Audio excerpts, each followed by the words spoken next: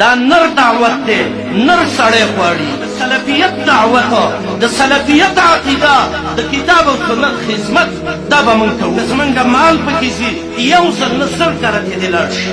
که زمونږ بچي مړه کېږي، که زمونږ ښځې کونډې کېږي، که زمونږ بچي یتیمانان کېږي، او که زمونږ په غوښو باندې مرغان او چاړې په هغې کې نوځي او په ګولو سورې سورې کېږي. په دین به ننګ کوم والله چې غیرتي بمرما که ټول جهان اغیار چې سلفي بمرما. د چا د دبابونو نه به لګېدې کړي، فتنې به راځي، فتنو کې به ګوتې نه ووئ، د دفاع علاج به کوئ. او دا خبره چې که زه د دین خبره وکړم څوک به مې مړ کړي، څوک به مې جیل ته واچوي، کیدای شي څوک به مې ووایي نو چې دا سور دي زما وروره قلارې د خپلې ابۍ خواته کښېنه او ذکرونه کوه دې دعوت ته به یې مه راوځه. دا نر دعوت دی، نر سړی غواړي. زما نر نیکه بابا ابراهیم د دې دعوت دپاره اور ته وغورځېد. زما نر نیکه محمد رسول الله د دې دعوت دپاره زهر پرې وخوړلی شو چې اخر یې له د سر رګونه وشتول. زما نر مشر عمر بن الخطاب چې د هغې په کلمو کې ابولؤلؤ سالم د زهرو نیزې ووالي. دا زمونږ د دې سلفو دا تاریخ دی.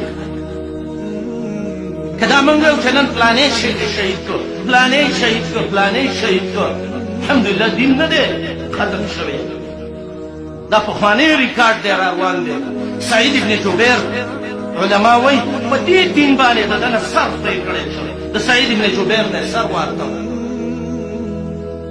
سفیان ثوري باره کې راځي الله اکبر وایي دا یې په وړو وړو حربو وو او کلمې یې ترې راویستلې دې ظالمانو اهل بدعو.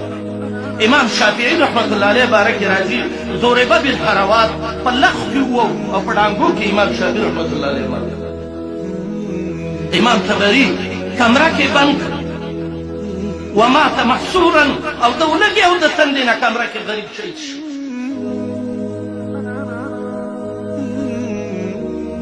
قاضي عیاض چې مشهور عالم دی شفا والا د ده باره کې راځي چې دا اول یې راځوړم که او به د هغې نه بعد په تورو باندې ټوټې ټوټې کوله یې ورکړ، خو دعوت یې نه دی پرېښی. نعیم ابن حماد چې مشهور عالم دی د باره کې راځي خپه کې یې له پړي واچول او ریخ که او ریخ که او به یې یو ژورې کندې ته واچو او د پاسې په ګټو باندې ویشت. زمونږ امام ابو حنیفه رحمت الله علیه د جیل نه د امام ابو حنیفه جنازې ویسته. زمونږ شیخ الاسلام امام ابن تیمیه رحمت الله تعالی علیه مسجون الامه چې د جیل نه د هغه جنازه ووته. احمد ابن نصر خزاعي چې د هغه د جنازه ووته. نوح ابن ابي مریم یې د وخ نه راوغورځو.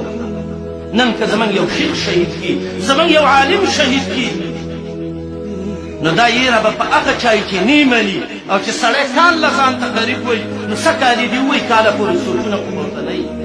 الحمدلله موږ ویو د سلفیت دعوت د سلفیت عقیده د کتاب او سنت خدمت دا به موږ کوو. کوو به که الله خیره. که زمونږ مال پکې ځي یو ځل نه زر کره دې لاړ شي.